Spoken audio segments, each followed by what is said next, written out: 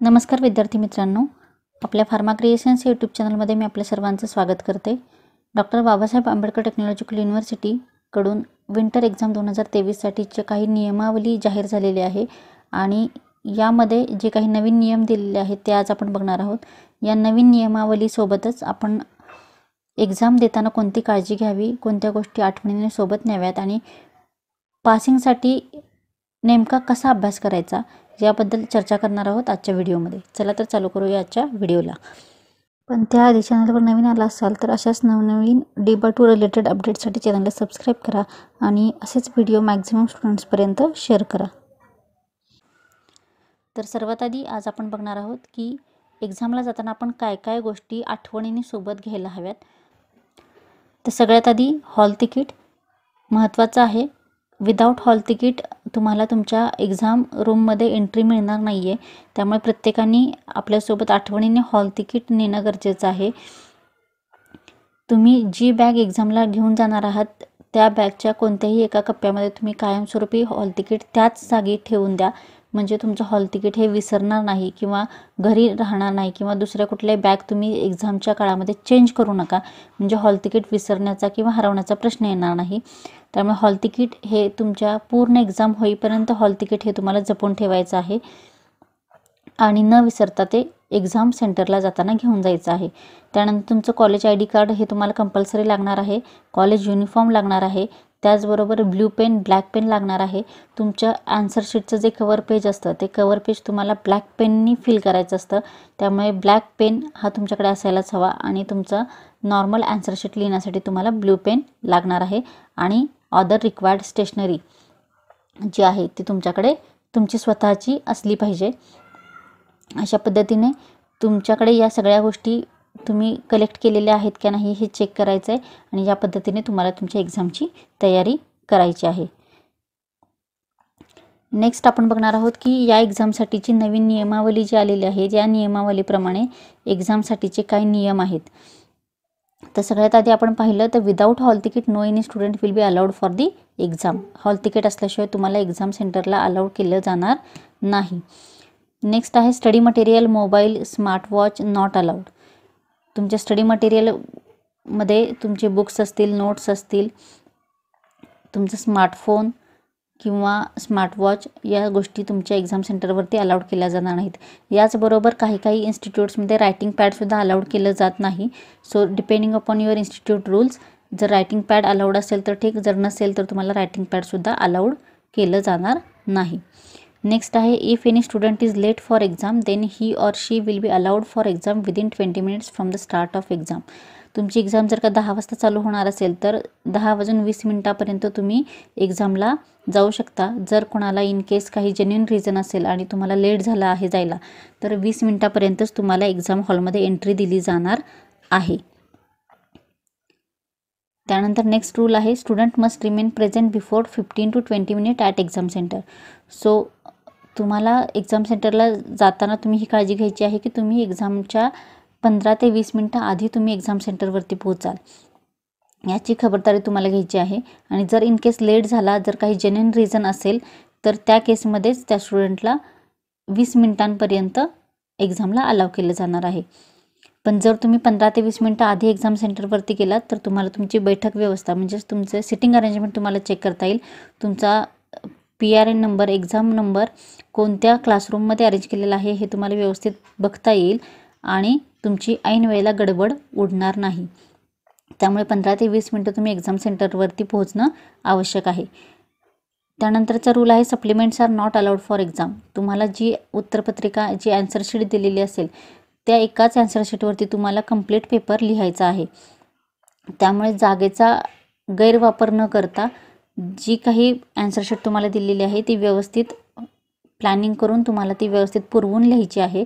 Supplements तुम्हाला कोणत्याही केसमध्ये दिल्या जाणार नाहीत। त्यामुळे आन्सर्सच्या मध्ये किंवा 2 क्वेश्चन्सच्या मध्ये मॅक्झिमम स्पेस न सोडता आहे या स्पेसचा योग्य वापर करून तुम्हाला आन्सर शीट व्यवस्थित लिहायची आहे। त्यानंतरचा नेक्स्ट रूल आहे students not allowed to leave the classroom within first 30 minutes of the start of examination. Exam चालू झाल्यानंतर पहिल्या अर्धा तासात 30 मिनिटांमध्ये तुम्हाला क्लासरूम सोडता येणार नाही। त्यामुळे जर तुम्हाला पेपर लिहायचा नसेल, तुम्हाला काही येत नसेल किंवा इन केस काही प्रॉब्लेम झाला असेल आणि तुम्हाला एक्झाम रूममधून बाहेर जायचं असेल तर अर्ध्या तासानंतरच तुम्ही क्लासरूम सोडू शकता. पहिल्या 30 मिनिटांमध्ये कोणत्याही स्टुडंटला क्लासरूम सोडता येणार नाही. लास्ट रूल आहे, students not allowed to leave the classroom within last 15 minute of the examination. शेवटच्या 15 ते 10 मिनिटांमध्ये कोणालाही क्लासरूम सोडता येणार नाही. त्यामुळे जरी तुमचा पेपर लिहून झाला असेल तरीही तुम्हाला क्लासरूममध्येच बसावं लागेल. शेवटच्या 15 मिनिटांमध्ये तुम्ही क्लासरूम सोडू शकत नाही. तर आता आपण बघणार आहे पासिंग मार्क्स मिळवण्यासाठी आपण काय करू शकतो. सर्वात आधी जर आपण पाहिलं तर 50% पासिंग मार्क्स क्रायटेरिया आहे. तुमचं कंटिन्युअस असेसमेंटमध्ये तुम्हाला आउट ऑफ 10 मिनिमम 5 मार्क्स लागतात.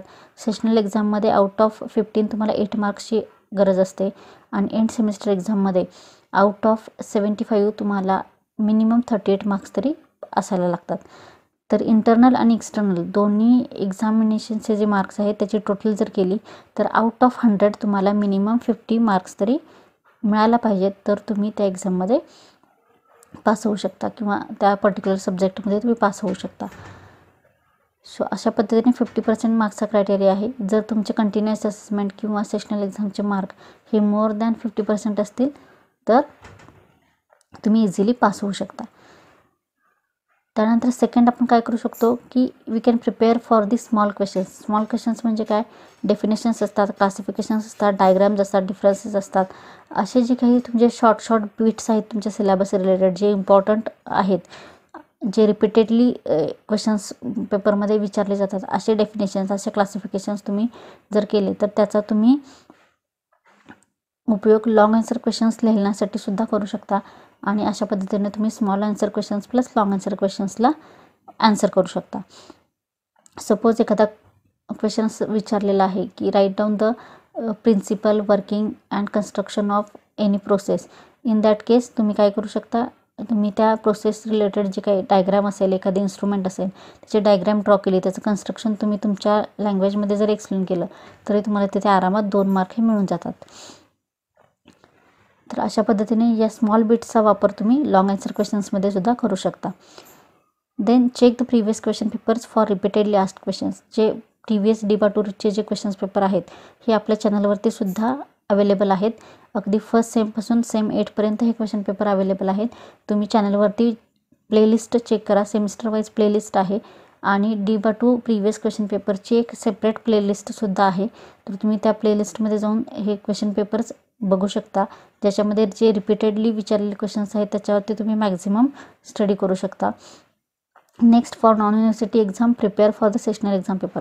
तुमचे नॉन युनिव्हर्सिटी एक्झामचा जो पेपर असतो म्हणजेच communication skill, environmental science, computer applications, remedial biology, maths हे जे पेपर आहेत तर हे पेपर जे आहेत हे एंड सेमिस्टर एक्झामलासुद्धा इन्स्टिट्यूट लेवललाच ह्या एक्झामचा पेपर हा सेट केला जातो आणि चेकिंगसुद्धा केलं जातं. त्यामुळे नॉन युनिव्हर्सिटी एक्झामच्या रिलेटेड जर तुम्हाला पास व्हायचं असेल तर तुमचे जे सेशनल एक्झामचे पेपर आहेत जे तुम्ही ऑलरेडी इन्स्टिट्यूटमध्ये सॉल्व केलेले आहेत ते सेशनल एक्झामच्या पेपरची तुम्ही जास्तीत जास्त तयारी करा, कारण त्याच बेसिसवरती तुमचा एंड सेमिस्टरचा पेपर हा सेट केलेला असतो. तर अशा पद्धतीने नॉन युनिव्हर्सिटी एक्झाममध्ये सुद्धा तुम्ही स्कोरिंग करू शकता. देन फोकस ऑन की पॉईंट्स ऑफ युअर सिलेबस. तुमच्या सिलेबसचे जे काही की पॉईंट्स असतात म्हणजे जे खूप इम्पॉर्टंट आहेत, ज्याला वेटेज जास्त दिलेलं असतं किंवा जे रिपीटेडली क्वेश्चन पेपरमध्ये विचारलेच जातात, असे जे की पॉईंट्स आहेत त्याच्यावरती तुम्ही जास्तीत जास्त भर दिला तर तुम्हाला इझिली तुम्ही पास होऊ शकता किंवा पासिंगला जे काही मार्क्स आहेत ते तुम्ही मिळवू शकता. आणि ज्या काही डायग्राम्स वगैरे तुम्ही ज्या काही ड्रॉ करणार आहे तुमच्या आन्सर शीटमध्ये ह्या पेन्सिलनेच ड्रॉ केल्या पाहिजेत. पेनाने जर का तुम्ही डायग्राम ड्रॉ करत असाल तर त्याचा तुम्हाला बेनिफिट मिळत नाही. तर या नवीन नियमावलीनुसार तुम्ही ज्या क्लासरूममध्ये एक्झाम देणार आहात त्या क्लासरूममध्ये CCTV कॅमेराज बसवलेले असणार आहेत आणि या CCTVचं फुटेज हे सुद्धा युनिव्हर्सिटीला जमा करावं लागणार आहे. त्यामुळे एक्झाम देताना जर तुम्ही मॅक्झिमम वेळा मागे पुढे बघत असाल किंवा कॉपी करत असाल किंवा तुमच्याकडे एखादं कॉपी मटेरियल असेल तर ते सुद्धा या CCTV फुटेजमध्ये दिसणार आहे. आणि जर अशा प्रकारचे मालप्रॅक्टिस जर का सापडलं तर त्या कॉलेजचं एक्झाम सेंटर जाण्याची सुद्धा शक्यता असते. त्याचबरोबर कॉपी करणाऱ्या स्टुडंटवरती सुद्धा मालप्रॅक्टिस किंवा कॉपी केस होऊ शकते. आणि यावर स्ट्रिक्ट ॲक्शन घेण्याचे निर्देश हे या नियमावलीमध्ये देण्यात आलेले आहेत. त्यामुळे सर्व विद्यार्थ्यांनी एक्झाम देताना या गोष्टीची सुद्धा काळजी घ्यायची आहे. आय होप तुम्हाला हे नियम सगळे समजलेले आहेत. अजून काही डाऊट्स असल्यास तुम्ही मला कमेंट बॉक्समध्ये विचारू शकता. व्हिडिओ आवडला असेल तर नक्की लाईक, शेअर आणि सबस्क्राईब करा. Thank you so much for watching this video.